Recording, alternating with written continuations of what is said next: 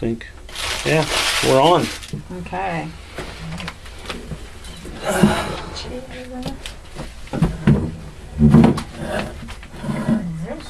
Is this one mine? Yours. Hi. Okay, so Oh, hey, there sorry goes about that. something.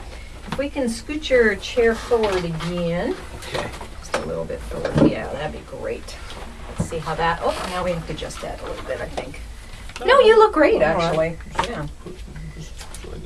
Okay, so yeah, do it to the side here. See your Okay. face, and that There we should be go. good. Yeah.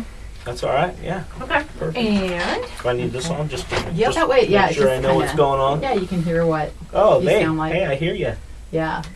Nice. And so my usual question is, what did you have for breakfast? And then we do that just to get voice levels and stuff. We're not well, going to this morning I publicize it. had my network meeting morning, so I went to the village pantry and had my oatmeal Oh, okay. with brown sugar and some milk and some butter. Is it like the old-fashioned oatmeal? Uh, Man, that like instant stuff. I just cannot do the instant. It's You just know, too much like wallpaper paste. It seems like it's old. I've never seen them make it. I'm sure it comes, it's Quaker. Yeah. I'm sure, but who knows if it's like ready in a minute or, Yeah, So yeah. one way or the other. Mm. Actually, I like it. is that okay with you that I switched those channels? yeah. Okay. However you want to do that. Actually, I have these references just in case you ask me some questions, and I have some ready stuff Ready to answer. numbers. Yeah, Oh, ready okay. numbers and Great. All right. ready for action. Okay. So we're going to talk both about aqua rodeo, raising oysters, as well as the oyster tours. Okay, Okay? cool. Great. So how do we sound, Jess? You sound pretty good. Great. All right, so I'm going to say go for it. Okay. Today's guest is Sebastian Elright from Aqua Rodeo Farms. Tell me about the name of the business. I mean, I'm imagining like rounding up oysters or something was what Correct. occurred to you. That's perfect. Our tagline that we've been formulating is we round them up, you shoot them down. Scary. Okay. And how long have you been in the business of raising oysters? Actually, I started for North Bay Shellfish back in the summer of 1992. Oh, that's a long time. Yeah. Okay. And how did you decide to go into your own business of raising oysters? Well, as I was working my way through Humboldt State, I worked for a nursery operation right here locally in Humboldt Bay called Kuiper Mariculture, and just through watching how that business was done and developing and that kind of thing, I just followed up with it and it kept my interest.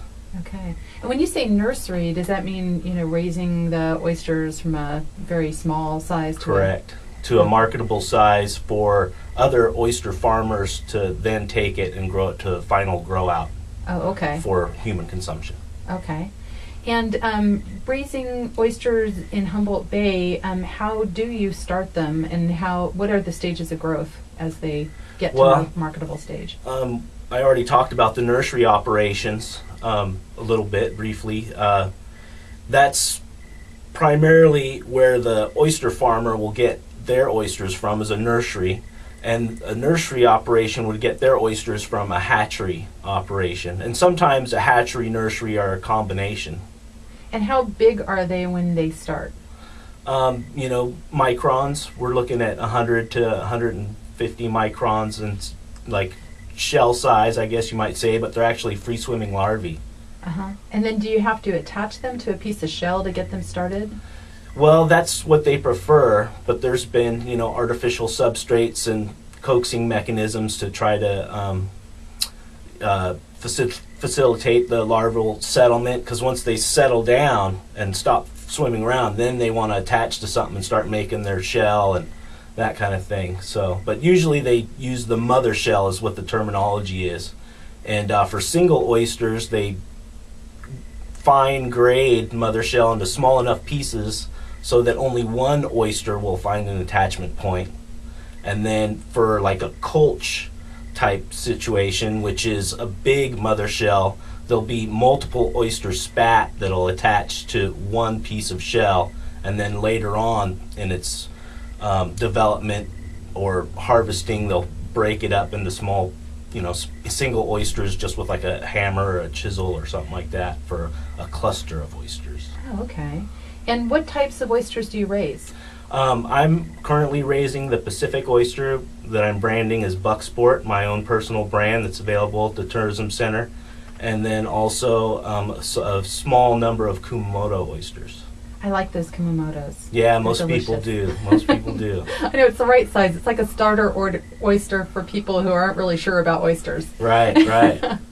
And then you also raise seaweed. Tell me about that. Well, I'm not actually raising seaweed from start to finish. I'm just kind of ranching seaweed because it occurs naturally on my oyster bags and oyster culture apparatus. So if I have a special request for some nori or some ulva, which is the green sea lettuce, and also ficus, which is another, like a bladderwhack is more of a common term for it, I guess. If I have a request, I'll fill those requests. So. Oh, okay. So it just happens to be growing out there, and then you just harvest it. Yeah, off of my cultural apparatus that's out there, like my oyster bags, my oyster sticks, my oyster racks, those things. And then now, something that you've started, I think, more recently are the oyster tours. Yes. So let's talk about that. How did that get started? Well, working with John O'Connor, we kind of came together, and he had an interest in opening the Humboldt Bay Tourism Center, and he thought that an oyster tour would be a signature tour for the tourism center because it hadn't been developed in this area, and there's seemed to be a fair amount of interest. How do you get people out to the oyster beds to show them how it's done? We work with two options right now. There's a kayak kind of looky-loo tour that specializes in just oyster education that we're developing and have developed. And also I recently, through some Headwaters funds, was able to procure a captain's license. So I have my 6-pack captain's license, and I can take folks out in my boat to my actual farm where they can actually pick out some oysters and take them back to the tourism center for a farm-to-table experience. Oh, okay. And let's see, where do you sell your oysters? Usually I sell them right off the dock, Woodley Island Marina, Dock B, and or by appointment, right off the dock, and then they're also available at the tourism center.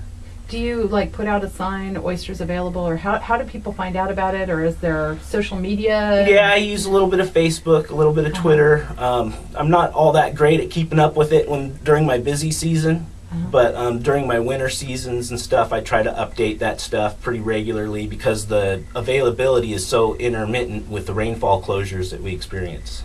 Yeah, I was wondering about that.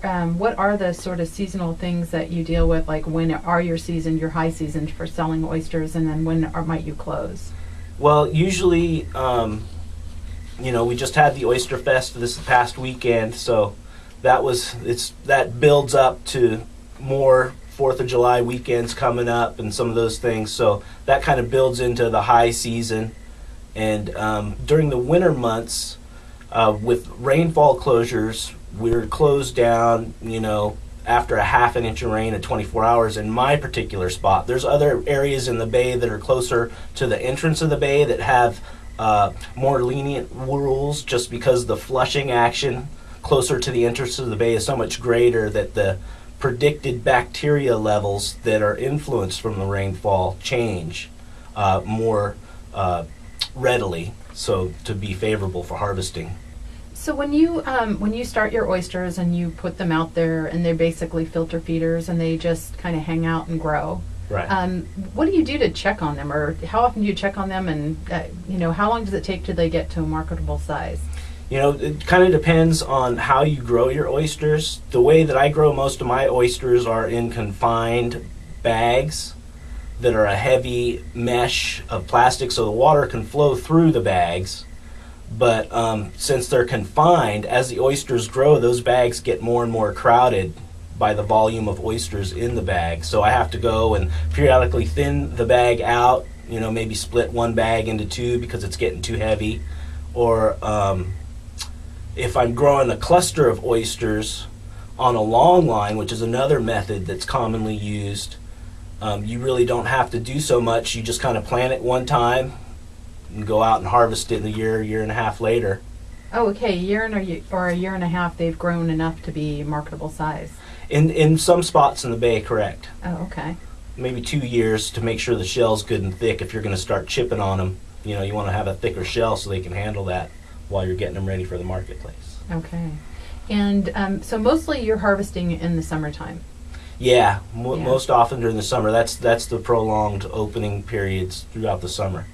And where do you get your oyster seed? We talked about that there are nurseries that raise it. Do you buy it locally, or is it from the area? It's most beneficial to buy it locally. I save money on shipping. I get high quality nursery product because the nurseries that operate here in Humboldt Bay are world renowned pretty much for the quality of nursery product. And the Bay, from its inception of the nursery industry here in Humboldt Bay, has been certified, like disease free and some of those things, so we can export product to the European Union, South America, Canada, British Columbia, all over the world. Product goes from this bay. That's interesting to imagine that the oysters from here go all over the world. Well, another interesting thing about that is there's a cooperative in Italy that was probably started about 15 or 25 years ago that Kuiper Mariculture helped start up, and now it's 1,000-person cooperative in Italy for clam farmers. Nice. Okay. So, developing. And, eelgrass and oysters. What's the story? Do not disturb the eelgrass. Okay. That's our mantra. Okay. Well, don't disturb the eelgrass, but do go out and have some of those delicious oysters. This is Jennifer Bell, and I've been talking with Sebastian Elright from Aqua Rodeo Farms. Thank you, Sebastian. Thank you. Wow, that was great. Cool. Really, really good. Cool. Oh, so, and you got it all on videotape as well. Hi. Well, thank you, ladies, for taking the time. Oh, that was fantastic. Yeah, I'll have to stop down there and see John one of these days, and just see what all he's doing with food stuff, because that's really our focus of this. Well, we're working really hard. I'm kind of on the periphery. I just hear what they're doing. I'm not really involved in anything but the oyster bar per se. But we're working real hard with Cypress Grove. We work with Redwood Curtain. We have one of their beers on tap right now. Lost Coast, Eel River, all things local. Bryceland Winery. Good. Robert Goodman.